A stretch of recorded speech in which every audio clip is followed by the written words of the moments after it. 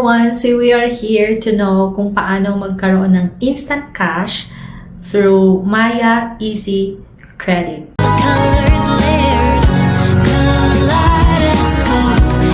So guys, i-share ko sa inyo yung experience ko. So again, this is based on my experience.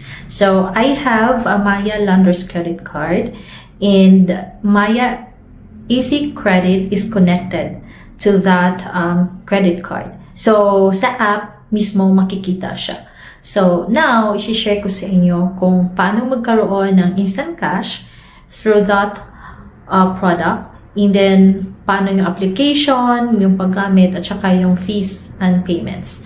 Now, there are 3 main requirements para magkaroon ka ng access to this credit. So, tandaan lang natin na you need to have a Maya Landers credit card for this and app. And then number 1 is you should be 21 to 65 years old. And then number 2 is you should be a Filipino resident. And number 3 is you should have an upgraded Maya account. So, kailangan din naka-verified yung email address. And now, ang maximum amount na makukuha mo sa Maya Easy Credit is 30,000 pesos.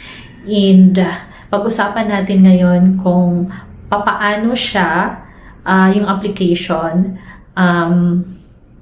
ano yung mga tatandaan natin. Now, aside from being 21 to 65 years old, a Filipino resident, and having an upgraded Maya account, kailangan mo din yung mga bagay na to para magkaroon ka ng fast approval sa yung Maya Easy Credit. So, number 1 is kailangan ma-maintain mo yung credit standing mo or yung credit score mo.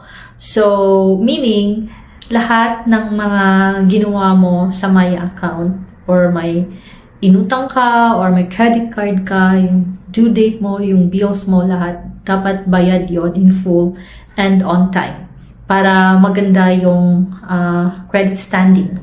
Next is, you should use your Maya app most of the time, as in always. Meaning active ka sa paggamit ng iyong account. So, for me, personally, hindi talaga ako as in active dati. Meron akong credit card. Yun lang siguro yung reason bakit ako nagkaroon ng credit na available sa Maya Easy Credit. So, ako, personally, ang ginagawa ko is, for example, if I have due date na sa aking credit card, for example, 30,000 yon. So, before due date, ang ginagawa ko, if alam ko na hindi ko siya mabayaran in one payment lang, ginagawa ko is like 10K muna before due date, and then another 10K before due date, and then another 10K before due date. So, total of 30K before due date. So, bayad ko na yan. Then, after that, kasi meron akong extra money, so nakalagay yan siya sa wallet, di ba, sa app, makikita mo dun sa taas wallet.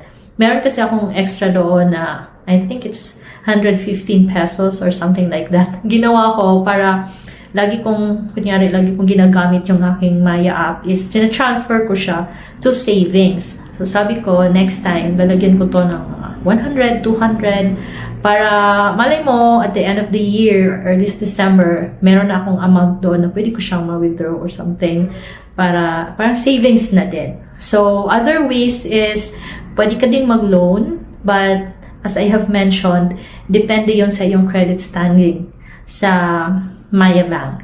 Alright? So, next is, dapat mo ding tandaan kung kailan ka pwedeng makabayad para sigurado na pag kumuha ka ng Maya Easy Credit, mababayaran mo siya para wala tayong magiging problema. Right? So, for example, yung sweldo is 1530. So, kailangan bago ako kumuha ng Maya Easy Credit, kailangan alam ko kung kailan yung sweldo para doon yon mababayaran ko siya. Right? So, for example, if 30 yung sweldo, so kailangan kumuha na ako 15 days before that or prior to that. So, kasi sa Maya Easy Credit, guys, yung bill and date mo plus 15 yon, yan yung due date mo. So, if ang bill ending date ko is, for example, 15th. So, count ka og another 15 and then yun na yung magiging due date ko. So, kailangan mo din siyang titingnan kasi yan yung magbibase kung kailan yung bayaran. Right? So, if I'm going to like apply for a Maya Easy Credit sa Maya app. So, yun lang yun. Open ko lang, click ko lang yung credit, then nakalagay na kasi doon kung magkano yung offer sa akin. So, for now, ang offer sa akin is 7,000 only. I don't know why hindi siya nag-increase into 30,000 kahit nakatry na ako ng minsan kuha sa kanila. Maybe matagal ko siyang binayaran or late last minute ko na nabayaran. Pero alam ko, hindi ako lumagpas noon sa kanyang due date. Kasi, yun nga, nabayaran ko naman siya. Pero hindi ko alam kung bakit hindi umabot ng 13K or 30K. Sa ngayon kasi 7K pa siya. So yun lang, click ko lang yun. So makikita ko na yung magkano yung babayaran ko, including the stamp tax. Parang DST ba yun? Yan. And then, yung interest. And then, yung magkano talaga yung babayaran ko. So, last time, nung kumuha ko sa kanila ng 7,000, ang nabayaran ko, guys, is, I think it's 7,559 something, ganyan. Kasi kasali na yung service charge. Right? So, I think 7 point something percent yung interest sa akin, medyo mataas, right?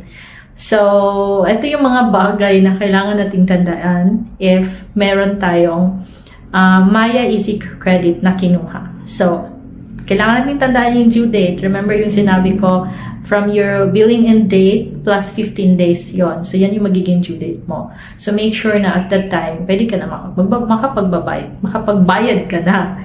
Okay, next is, kailangan tingnan mo din yung interest rate kasi ang alam ko guys, iba-iba ang interest rate na binibigay. Depende sa kanila kung ano yung base sa account mo, kung paano ginamit yung account mo, paano ka nagbabayad, yung spending habit mo, like kumuha ka ng credit nung nakaraan, and then may credit card ka, kailan ka nagbabayad, wala ka bang late payments. Ako kasi guys, natatandaan ko, meron akong late payments pala, like, nung nagkasakit ako. So, hindi ako nakabayad, like, na-late lang ako ng 1 day.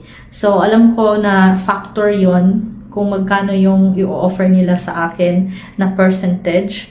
Meaning, medyo risky ako para sa kanila kasi pwedeng hindi ako makabayad kasi nagkasakit ako talaga na late ako. Minsan lang yun nangyari minsan lang. Pero I think it is recorded or ginawa nila yun ng basis sa pagbigay nila sa akin ng interest rate and all sa services na ino-offer nila sa akin.